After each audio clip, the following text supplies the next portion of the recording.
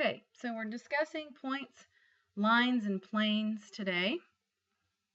What is a point? What is a line? And what is a plane?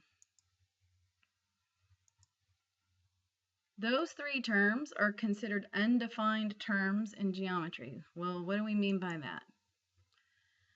They're really three different words or terms that have no formal definition, but we all kind of have a common idea of what they are, what those words mean. So when you're asked the three undefined terms in geometry, you need to know that they are point, line, and plane. So let's take each one individually and learn about them. All geometric figures contain points. But what most people don't realize is that a point technically has no size. A point is just representing a location. Yes, we put a dot on a piece of paper that has size, but that is just so we have something tangible to refer to. By definition, a point has no size. It has no dimensions, 0 dimensions, and it just represents a location. So it's represented with a dot, and we name it with a capital letter. So on your screen, you see a dot with a capital letter P. So we would call this point P.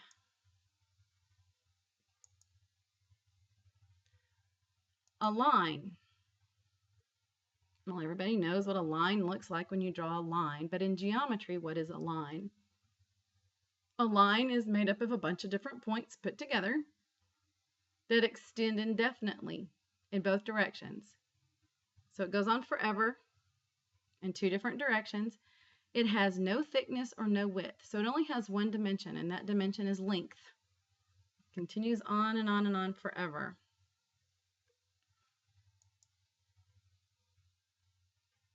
To show that it continues on forever, we put arrows at both ends of the line that we draw. So if you notice down here at the bottom of your screen, you have this line, and we have an arrow on both ends to represent that it's going on forever in both directions.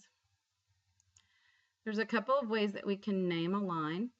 We can use a lowercase cursive or script letter. So here on your screen, we've used a lowercase l. So we could call this line L.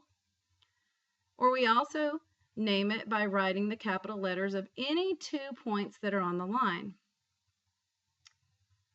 So here we have point A and B on this line. We could have put a bunch of different points in here. So we can name this either line AB or line BA.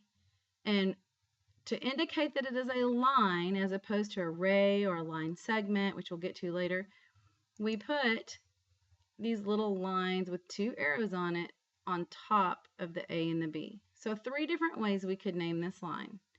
And it does not matter which way you choose to do it. So you need to know how to name a line, but you also need to understand if someone else has named a line, what it's referring to. So you need to know both ways. Okay, so that's a line. What about a plane? A plane can be thought of as a flat surface, like a piece of paper, your desktop, a whiteboard, your computer screen. But know that it extends or continues on forever in all directions. So it has both length and width. It's continuing in both directions forever and ever. Obviously, we can't draw that, and we don't draw arrows in every single spot on the plane. So you'll see a drawing look like a parallelogram, and that's just representing a section of the plane, but it's always with the understanding that the plane is continuing on forever in all directions. So it has no thickness. So it is 2-dimensional. So let's just review a little bit. A point has no size, so it has 0 dimensions. A line continues in length, but it has no width or thickness, so it only has 1 dimension. And a plane continues in all 4 directions, so it has length and width, but no thickness, therefore having 2 dimensions. Okay, how do we represent a plane? Well, as I mentioned, it's going to look like a parallelogram, like our picture here in the bottom of the screen. And to name it, there's a few ways. We can name it with a capital cursive letter, like we have here in the bottom left corner, that capital script T, or by three, okay, this is important, three non-collinear points. Okay, three non-collinear points. What does non-collinear mean again? It means they're not in a straight line.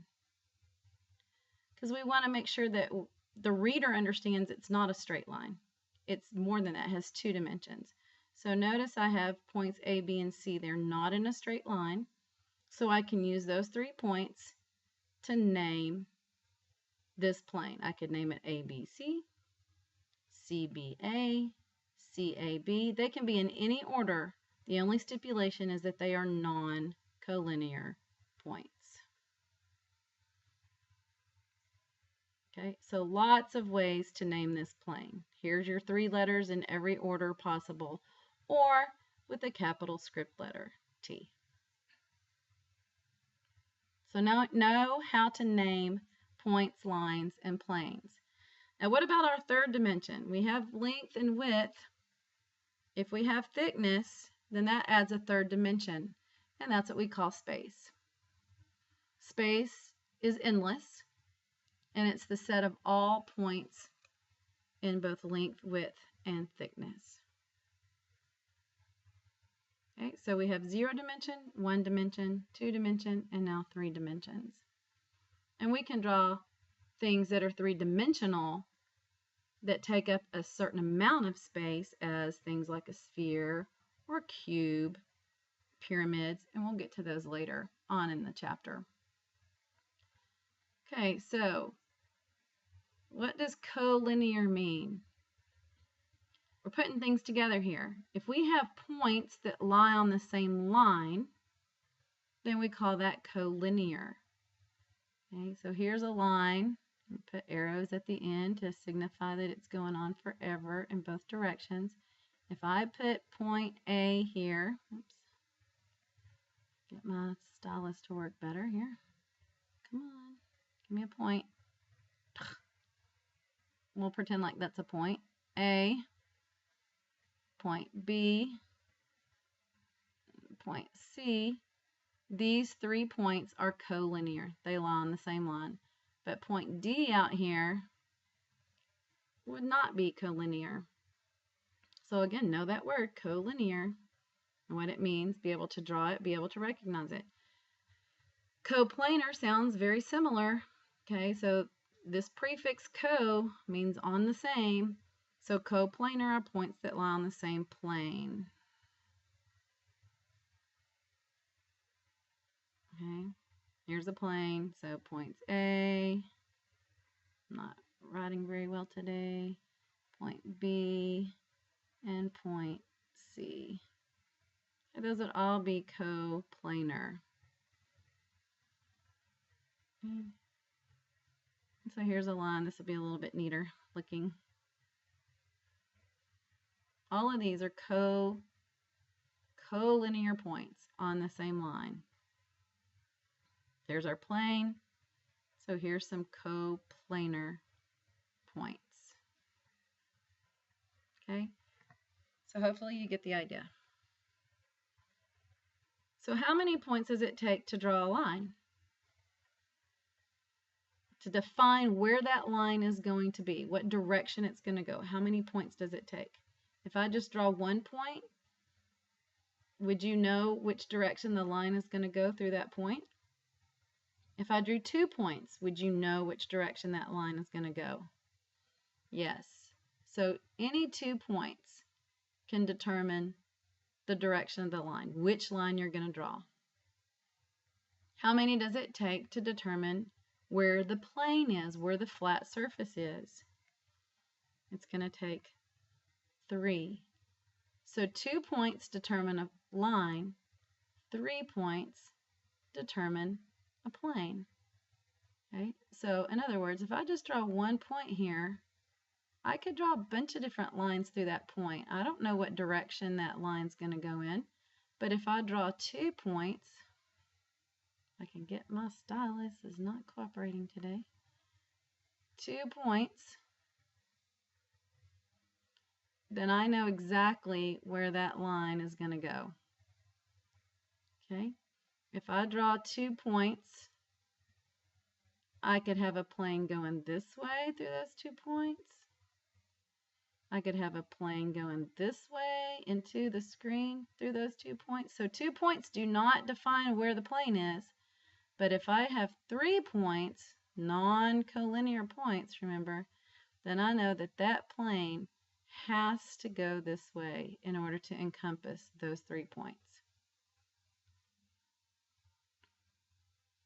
Okay, intersection. If I have 2 figures that touch each other, that's called an intersection. And depending on what the figures are, will determine what that intersection looks like. So if I have 2 lines that intersect, what does their point of intersection look like? It looks like a point right here. It's the only way they can intersect, where they touch. Intersection is where they touch. It looks like a point. What if I have 2 planes like down here? I have 2 pieces of paper that I have shoved into each other. Their intersection is going to be a line. So you need to be able to picture these things. If I give you a situation, what if I said a plane and a line? Well, that would determine how they intersect. I can have a plane here with a line touching it, lying on the plane. Where do they touch? They touch all the way along this line. So their intersection is a line. But what if I have a plane and I shove a pencil representing a line through that piece of paper, through that plane, so that's going into the screen? Where do they touch? They only touch at that point where that pencil's going through that piece of paper. So it's important to be able to picture these things. Okay, here's my example.